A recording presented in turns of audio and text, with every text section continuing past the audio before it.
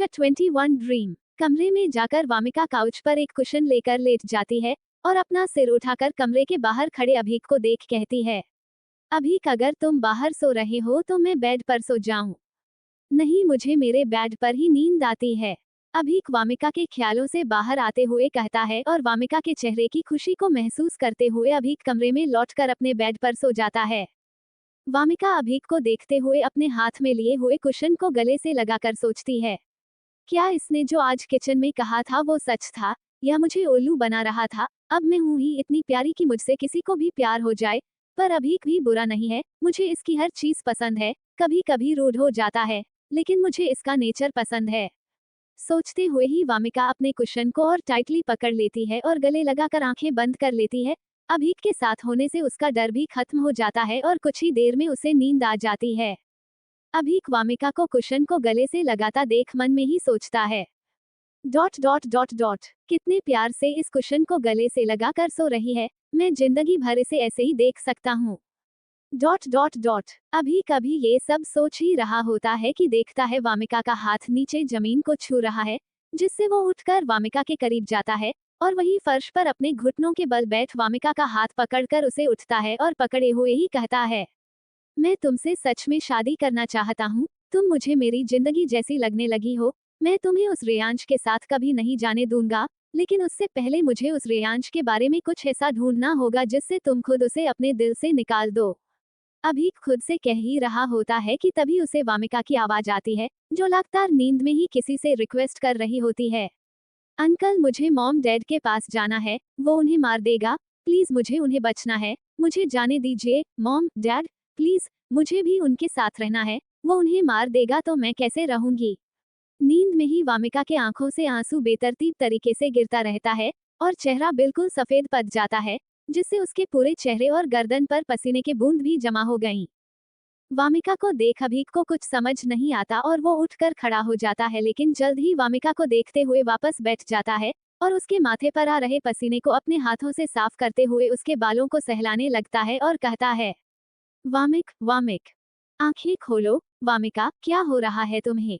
अभीक के कहने पर भी वामिका रोना बंद नहीं करती और अपने हाथों से अभीक के शर्ट को पकड़ते हुए और भी बेचैन होते हुए कहती रहती है, नहीं जाने दो, वो मर जाएंगे, मुझे उनके पास जाना है।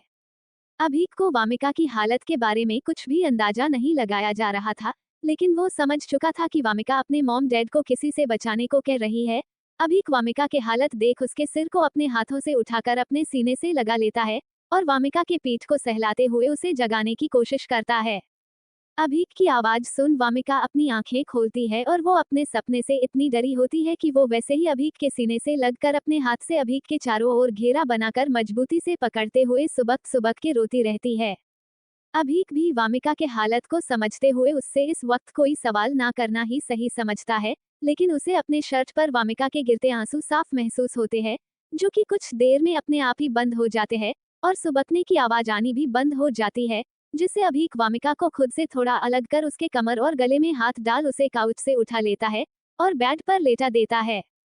बेड पर लिटा देने के बाद अभीक वामिका से थोड़ा अलग होने की कोशिश करता, लेकिन उसे एहसास होता है कि वामिका ने अपना हाथ उसके शर्ट पर मजबूती से कस रखा है, जिससे वो वापस वामिका के करीब लेट जाता है और उसके भींगे पलकों को देखते हुए सोचता है, ऐसा क्या है जो तुम्हें इतना रुलाता है। क्या हुआ था तुम्हारे मॉम डैड के साथ, किसने उसने मारा। सोचते हुए हुए अभीक वामिका के करीब ही सो जाता है। सुबह अभीक की नींद वामिका के चिल्लाने की आवाज से खुलती है, जिससे वो अपनी आंखें खोल अपने सीने से लगी हुई वामिका को चिल्लाते हुए देखता है और उस कनफोडू आवाज को खत्म करने के लिए उसे बेड पर ही पलट देता है, जिससे वामिका अभीक के नीचे आ जाती और वो उसके मुंह पर अपना हाथ रखते हुए कहता है, चिल्ला क्यों रही हो, पहली बार मेरे साथ सोई थी क्या। अभीक को इतने करीब महसूस कर वामिका की धड़कनें दुगनी स्पीड से चलने लगती है और अभीक को वामिका की धड़कनें साफ सुनाई देने लगती है। धड़कनों की आवाज सुनते ही अभीक वामिका के सीने की ओर देखने लगता है, जिससे वामिका अभीक का हाथ अपने दांतों से काट लेती है और कहती है, ऊपर मेरी आंखों में देखो। दांत काटने से अभीक अपने हाथों को झाड़ते हुए कहता है, क्यों तुम्हारी आंखों में फूल खिले हैं क्या। मैं अच्छे से समझती हूँ तुम क्या देख रहे थे, उसकी सजा है ये। वामिका अभीक के हाथों की ओर इशारा करते हुए कहती है, मैं तो बस तुम्हारी धड़कने सुन रहा था। अभी तो सिर्फ काटा है, हटो मेरे ऊपर से, वरना तुम्हारा पूरा हाथ खा जाऊंगी। वामिका अभीक के सीने पर अपना हाथ रख पीछे धक्का देते हुए कहता है। दिल नहीं कर रहा, मुझे तुम्हारी नज़्कियां बहुत पसंद है। कहते हुए अभीक अपने सीने से वामिका का हाथ पकड़कर बिस्तर पर दबा देता है और अपने चेहरे को वामिका के चेहरे के करीब ले जाते हुए उसके होठों पर किस करने लगता है। वामिका अपना हाथ अभीक के पकड़ से छुड़ाने की कोशिश करती है, लेकिन अभीक ने इतनी मजबूती से पकड़ा होता है कि उसका हाथ हिलता तक नहीं। खुद को किस करने से रोकने के लिए वामिका अभीक के होठों को अपने दांतों से पकड़कर काट देती है, जिससे अभीक एक झटके से साथ वामिका से अलग होते हुए अपने होठों पर हाथ रख लेता है। उसके होठों से हल्का खून आ रहा होता है, जिससे देखकर अभीक कहता है, खिसियानी बिल्ली ने काट लिया। वामिका बेड से उठते हुए कहती है, मुझसे पंगे मत लेना, मैं तुम्हें खा जाऊंगी। मेरे होठों को काटने का बदला मैं लेकर रहूंगा। कहते हुए अभीक कमरे से निकल जाता है। वामिका भी उठकर अपने कमरे की तरफ बढ़ जाती है और कुछ ही देर में दोनों फ्रेश होकर नाश्ते के टेबल पर मिलते हैं। तुम कॉलेज क्यों नहीं जा रही? अभीक ब्रेकफास्ट करते हुए कहता है। तुम्हारे झूठ की वजह से, वामिका जूस पीने से पहले कहती है। अभीक तो क्या लोगों के डर से अपनी पढ़ाई छोड़ दोगी? वामिका, मैं घर से पढ़ रही हूँ और तुम्हारे उस झूठ के चक्कर में मैं सिंगिंग कंपटीशन में पार्टिसिपेट भी नहीं कर पाई। अभीक हंसते हुए, अच्छा हुआ नहीं तो कॉलेज के आधे स्टूडेंट हॉस्पिटल में होते और आधे कॉलेज छोड़कर वनवास पर चले जाते।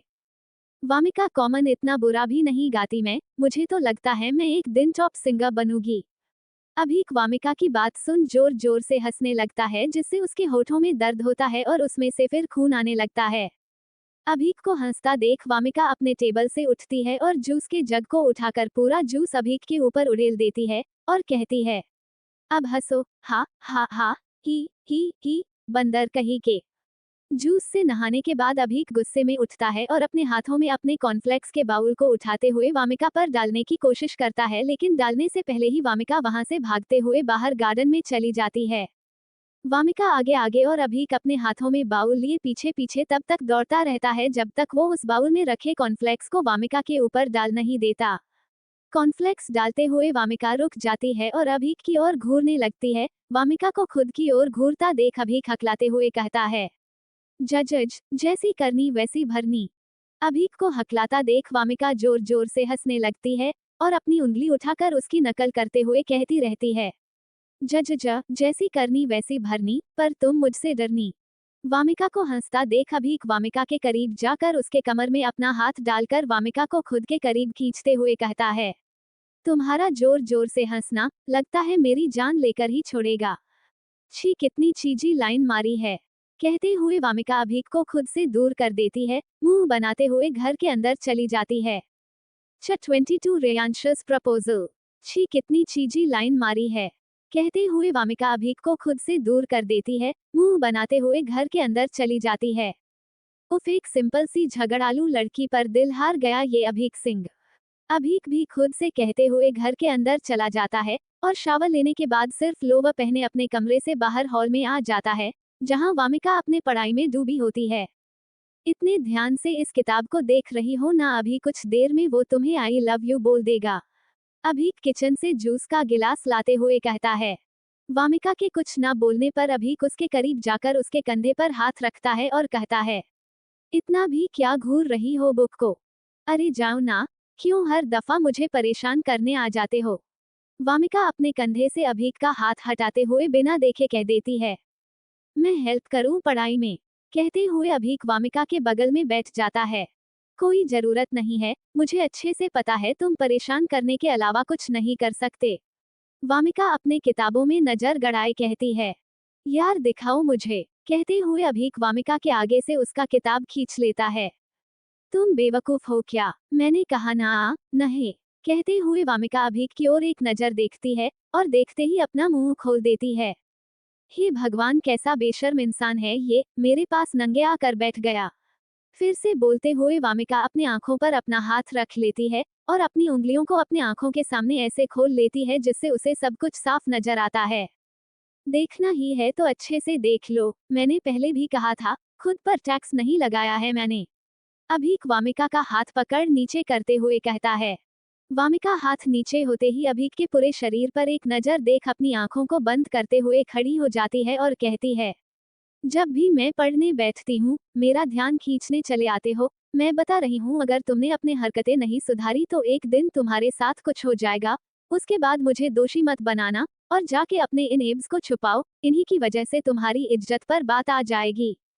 आई डोंट केयर कहते हुए अभीक वामिका को पकड़े हुए सोफे पर बैठा देता है और खुद सोफे पर झुककर खुद को वामिका के इतने करीब कर देता है कि उससे वामिका के चेहरे पर आ रही पसीने की बूंद दिखने लगती है। अभीक को इतने करीब से देखकर वामिका की सांसें बेकाबू हो जाते हैं, जिससे वो अपने भावों को नियंत्रण करने के लिए अपनी नजरें दूसरी ओर घुमा लेती है और कहती है, मुझे जाना है। अभीक वामिका की बातों का बिना कोई ख्याल किए उसके चेहरे को अपनी ओर घूमता है और उसके होठों पर अपना होंठ रख धीरे से किस करता है। वामिका बिना हिले अपनी आंखें बंद कर लेती है और अपनी हाथों से सोफे को पकड़ते हुए अपने सांसों को बिल्कुल रोक लेती है। सुबह का बदला लूं अभी। अभीक वामिका के होठों पर अपने दांत रखते हुए कहता है। वामिका अभीक की आवाज सुन अपनी आंखें झट से खोल लेती है और अपने होठों पर अभीक के दांतों को महसूस कर घबराहट में अपनी आंखें बड़ी कर धीरे से ना में सिर हिलाती है। मेरा तो दिल कर रहा है इस स्ट्रॉबेरी को खा जाऊं।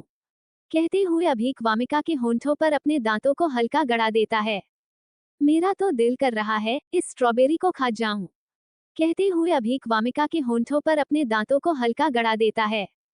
वामिका अपने मुंह से ना की आवाज निकालती है और अभीक की नंगे बदन पर अपना हाथ रख उसे खुद से दूर करने की कोशिश करती है, लेकिन अभीक वामिका से दूर नहीं हटता, बल्कि वो उसके होठों से अपना दांत हटाकर उसके माथे पर किस करता हुए उससे कहता है, क्यों रो रही थी कल नींद में? क्या हुआ था तुम्हारे मॉम डैड के साथ? मैं क्यों रोने लगी? मैं तुम्हें बता दूं, वामिका हूं मैं। नींद में क्या मैं तो जगी रहूं तो भी नहीं रोती। और हाँ, मेरे ऊपर से हटो, तुम मुझे असहज महसूस करा रहे हो। कहते हुए वामिका अभीक को पीछे धकेलती है और खुद उठकर खड़ी होते हुए अपने बालों को सही कर जाने लगती है।